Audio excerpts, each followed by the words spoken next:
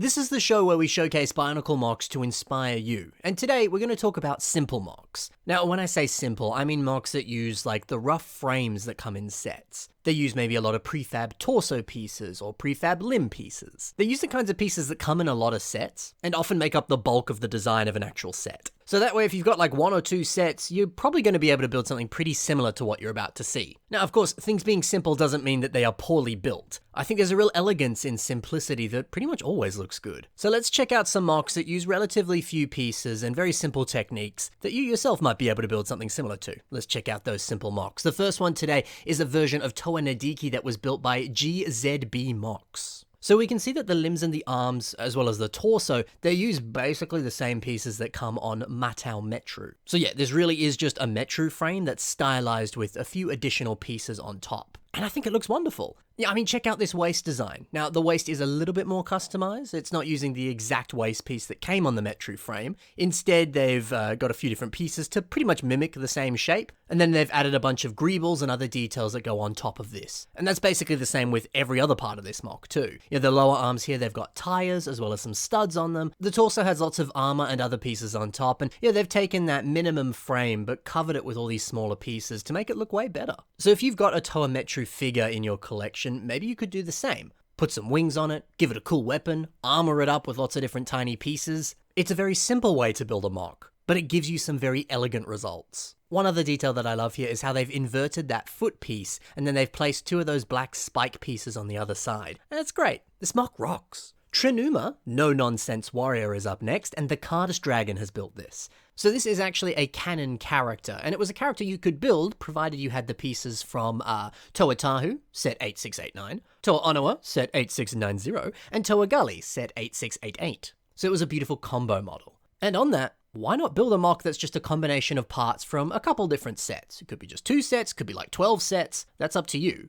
It's a really fun challenge, and you can actually do that with pretty much every Bionicle set. There's a lot of combo models out there. So you could build your own custom combo model, or you could go track down the instructions for some of those official combo models and build some of those guys. A lot of good building possibilities there. But if you don't want to do that, you could of course just revamp a character much like Trinuma. Now when we take a closer look, see how the torso and the limbs, they're all similar prefab pieces that appear on characters like the Toa Inika. Obviously, of course, they appeared on the Toa Mystica because it's using those pieces, but this has the rough, basic Inika frame, which was something you saw across many different waves of Bionicle. And I would argue the Inika frame is probably my favorite frame for any kind of Toa build. It's very posable, it's very versatile, it's easy to customize, it's just the best. So why not build a MOC based around the wonderful Inika frame, much like this one? And there's some really good additions here that make this Inika frame really pop. Yeah, for example, there's this cool arm turret. They've got a lovely shield on their other arm. We also have some lovely fins sticking out of the back of the lower legs, and some really nice armor on the chest as well. It's little tiny stuff like that that elevates that Inika frame quite a lot. Little stuff can go a long way. Now they've also built around that Inika frame and added some waist articulation. You can see here that there's a ball joint in the center of the chest now, and that allows for some really great dynamic poses like this. It's wonderful, isn't it? A little bit of waist articulation's always nice. Hey, a little bit of articulation is always nice. Love seeing it on a Bionicle MOC.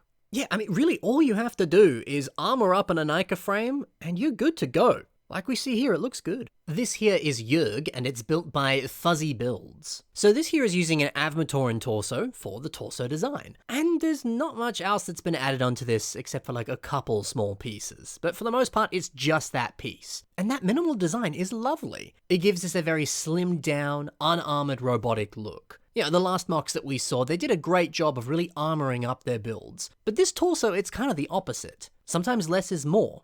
And sometimes less looks really dang good. Now we can also see this foot piece that also appears on Photok, the character we were looking at here before, but instead it's in dark bluish grey, and it's pretty much everywhere on this creation. I think this is a wonderful example of a simple but very elegant technique called spamming pieces everywhere. You know, if you order bulk of one piece, or you just happen to have heaps of one part in your collection, why not repeat it like this on multiple parts of the MOC? Because look, it's being used for the lower arms, the upper arms, the head, the knees, the legs, the feet, frickin' everything. If you're creative enough, one piece can be used for many, many different ways and be used very well. And speaking of creativity, I adore this head design. It's using this very large circular Technic beam as a head. Now this piece actually came on these helicopters here in this Avatar Lego set. It's such a different and very unique head design. And then you combine it with some of these green sausages that are used for eyes. This is so fun and this is so clever. So yeah, man, few pieces in larger quantities and more minimal designs, it works. 306 Bionicle MOCS has made Matanui, but this is a color swap with the wonderful Toa Matanui set. So think about it. Maybe you love a set like Toa Matanui and you really want to own one, but you're not going to spend the close to $1,000 it costs to buy that set. But you realize you actually have all the pieces that come in this set, just not in the correct colors. Well, why not head to lego.com, download the instructions for this set. You can download every instruction on lego.com, and then just follow the instructions and build a color swapped version of the character. You're not building a MOC, you're basically just building a set, but you're still building, and that's really fun.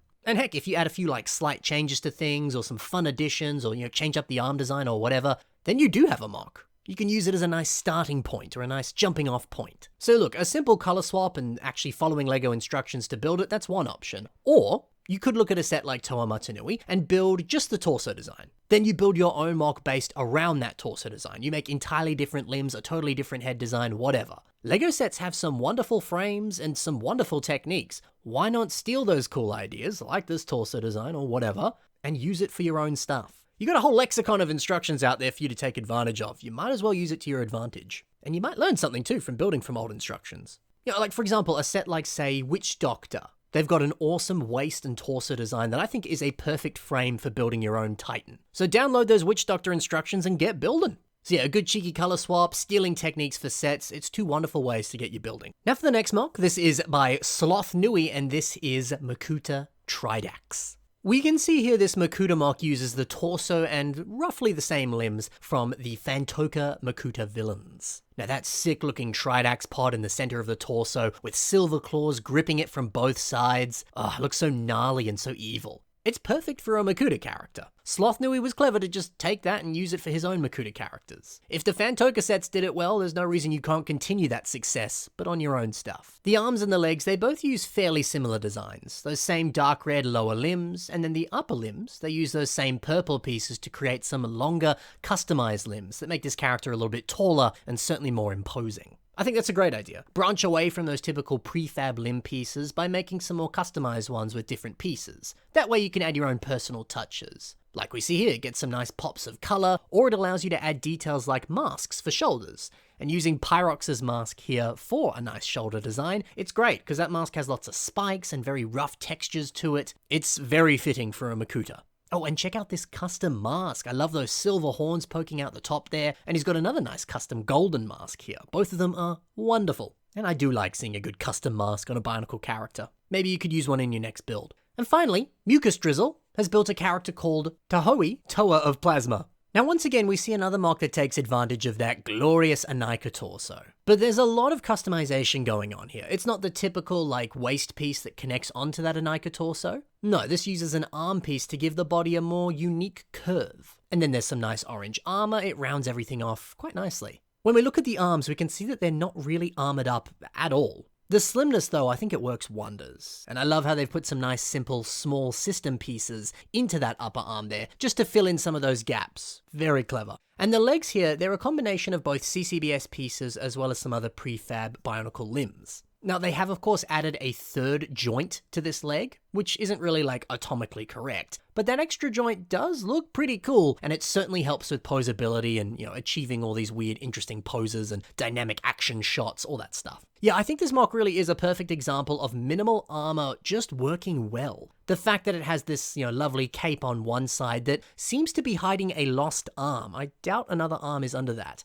It makes you think that maybe they've been through lots of battles. They've maybe lost a lot of armor from all of that combat. But they're a skilled enough warrior that they don't need to replace that armor. In fact, having less armor maybe makes them move faster, and they can fight better because the armor's not like weighing them down. See, isn't it cool that a simple design like this, it actually tells a bit of a story? That's cool. So that there is a look at many different ways that you could build simple MOCs. Hopefully something in this episode inspired you and you can get building your next MOC very soon. Be sure to check the links in the description below to see all of the links for these builders that I mentioned today. Leave a like on their stuff, go comment on their stuff, go follow them on social media, and see all the other wonderful creations that they've made. Thank you so much for watching, guys. Happy building, and bye for now.